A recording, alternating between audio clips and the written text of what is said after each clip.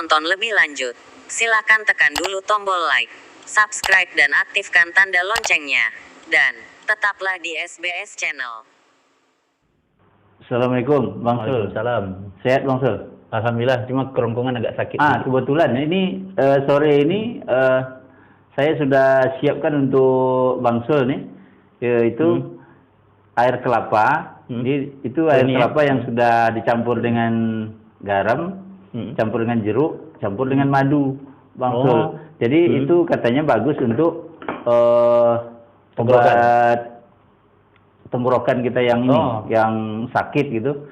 Nah, bagus juga katanya untuk mencegah corona atau mengobati yang sudah terinfeksi corona. Nah, jadi udah 2 hari Bang kena. Sul, jangan salah aja pilih madunya, harus hati-hati karena sekarang banyak juga katanya madu yang palsu, dicampur banyak gulanya. Madu aja tapi ada gulanya gitu. Nah, kalau Bang Sul mau beli madu yang asli, nah ini ada madu dari Sungai Mandau, Kabupaten Siak, produksi asli Riau. Kemudian produksi dari daerah Sungai Selodang, Kabupaten Siak. Nah, Bang Sul tak payah-payah. Kalau nanti perlu madu, ya hubungi Bang Sam ya. Sam aja nanti. Iya. Aman lah. Bang Sam ini jago nanti kita juga antar ya, kemana Bang Sul perlu, minta antar kita antar. Harga aman. Promosi nih kayak ini ya. Kita sama kita lah, aman lah nanti itu. Jadi Bang Sul tinggal kasih tahu aja. Siap.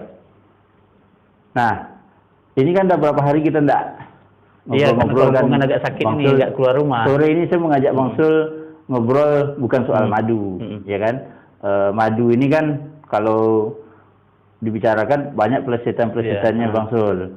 Ada yang bilang madu ini tidak asli. Madu yang asli itu kalau dibawa ke rumah, itu katanya orang rumah kita ngamuk. Nah, itu baru madunya asli. Ada lagi yang bilang, enggak, madu yang asli itu dia bisa masak nasi.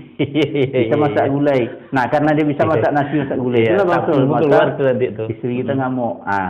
Itu lain artinya madu-madu, itu madu yang lain. Nah, ya kan?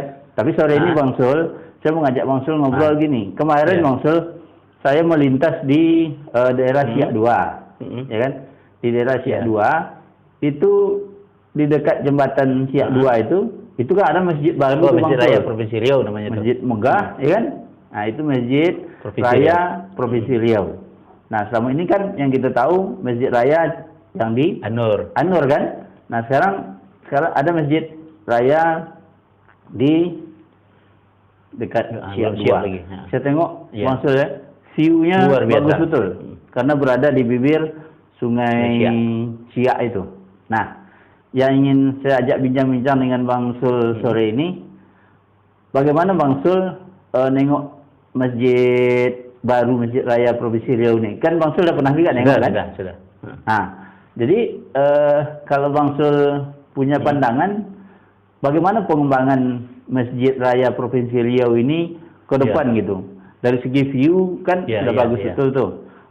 Berada di pinggir Sungai Siak. Kalau kita istilahnya nanti air Sungai Siak sedang pasang itu Bang Sul ya, kalau kita tengok dari seberang, cantik sekali itu mirip ini nanti itu mirip Masjid Terapung Jeddah, ya kan? Nah, atau masjid di Brunei juga cantik sekali, tinggal penataan yang dilakukan. Sekarang kan belum selesai itu. Nah, bagaimana pandangan Bang Sul untuk memaksimalkan nanti masjid ini, baik secara apa maupun view-nya sehingga memunculkan daya tarik tidak hanya religinya tapi pariwisatanya bisa digabung jadi satu. Gimana Bang? Jadi kemarin ada beberapa hari yang lalu saya pas melintas juga di jembatan Siak 2 ini mengantar ponaan ke Muara Fajar, kebetulan dia di pesantren kan. Itu memang kalau kita tengok Masjid Raya Provinsi Riau itu Bang Sam ya, kalau kita dari Pekanbaru, artinya dari arah Jalan Riau ini, kita masuk ke jembatan Siak 2 itu, sebelah kanan itu langsung kita tengok view masjid bagus. Kemudian kalau kita dari Rumbai, ya kan? Kalau kita dari Rumbai, nanti sebelum kita naik jembatan, sebelah kiri kita nengok lagi view masjid ini bagus. Maka ini menurut saya perlu penataan lebih lanjut saja karena posisinya sudah sangat pas, berada di pinggir Sungai Siak. Sambil minum nih. Maksudnya? Oke, lanjut. Jadi berada di pinggir Sungai Siak, maka ini tinggal penataan bagaimana nanti seakan-akan Sungai Siak itu menyatu dengan masjid itu, sehingga view-nya betul-betul jadi dan enak dipandang dari segi dari manapun gitu. Ini menurut saya yang perlu dikembangkan oleh pemerintah Provinsi Riau agar masjid ini berkembang bagus gitu. Panjang lebar penjelasan Bang Sul. Mudah-mudahan ini memberi inspirasi kepada terutama pemerintah Provinsi Riau. Sambil diminum. Oh iya, oke. Iya, Bang Sul. Pertanyaan berikutnya, selama ini kan seperti pernah kita bicarakan, biasanya membangun ini nanti pintar. Tetapi dalam hal perawatan, penanganan, penataan, biasanya di situ nanti bermasalah, Bang Sul.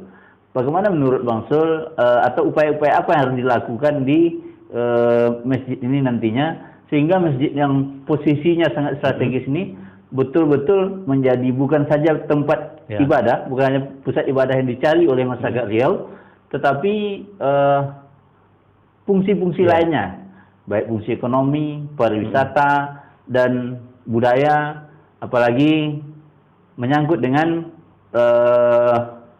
ekonomi kerakyatan misalnya. Nah, apa pendapat Bang Sul atau saran-saran Bang Sul terhadap hal ini? Pertama, saya membayangkan ini masjid nanti luar biasa karena dia berada di pinggir jalan dan ini akan selalu ramai, saya yakin. Nah, yang penting sekarang karena dia sedang pembangunan, jangan hanya memikirkan bangunan fisik, tapi harus disiapkan program jangka panjang untuk masjid ini.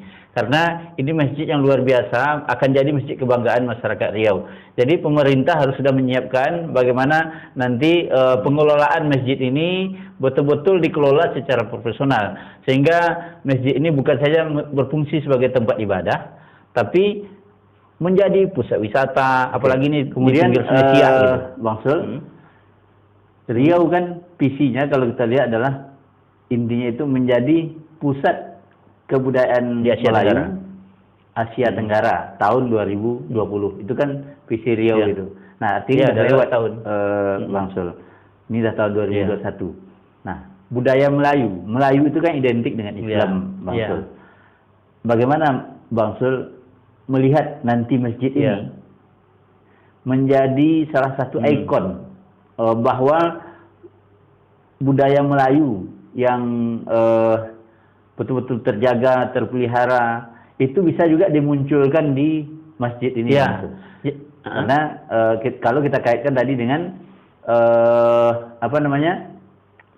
bahwa Melayu itu adalah identik dengan Islam. Jadi pertama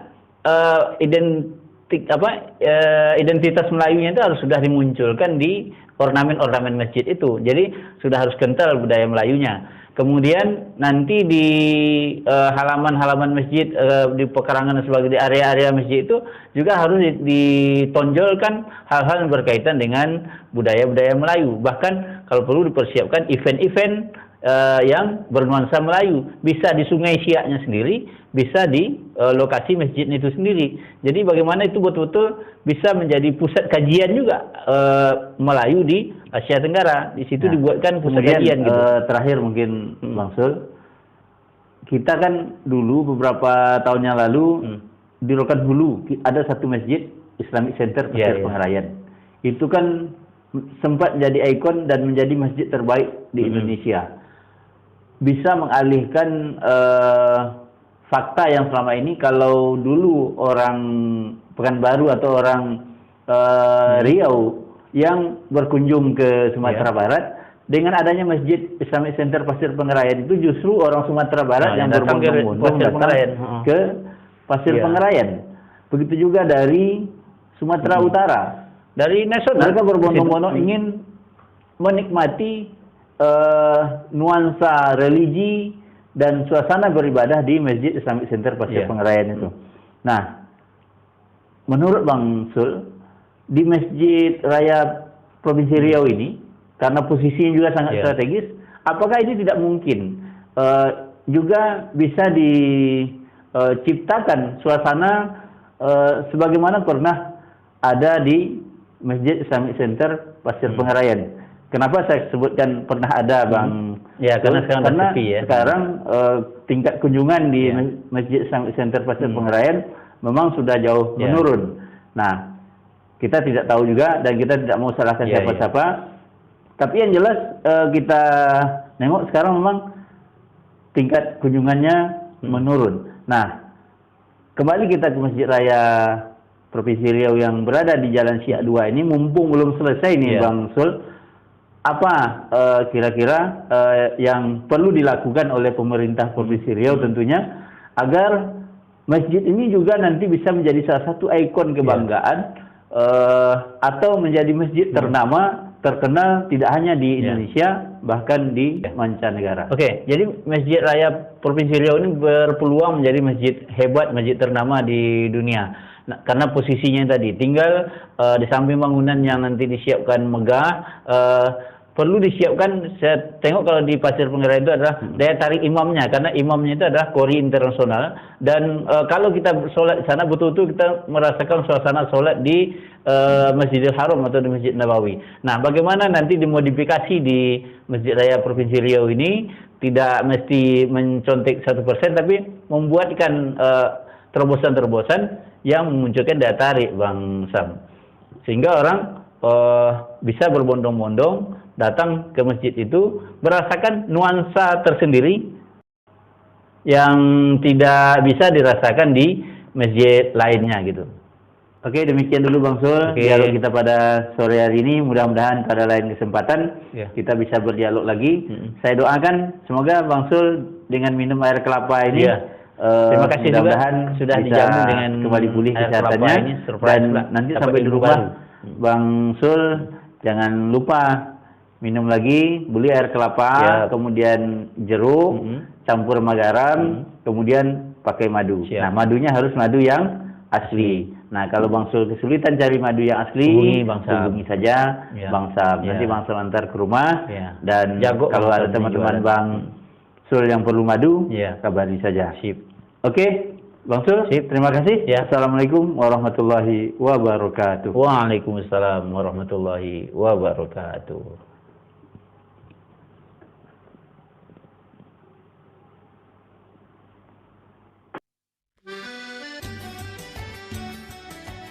Terima kasih ya sudah menyaksikan video saya sampai selesai. Jangan lupa simak terus video-video yang ada di channel ini. Semoga channel ini bisa bermanfaat bagi kita semua. Sebelum meninggalkan channel ini, jangan lupa tekan tombol subscribe warna merah yang ada di bawah video ini. Terima kasih.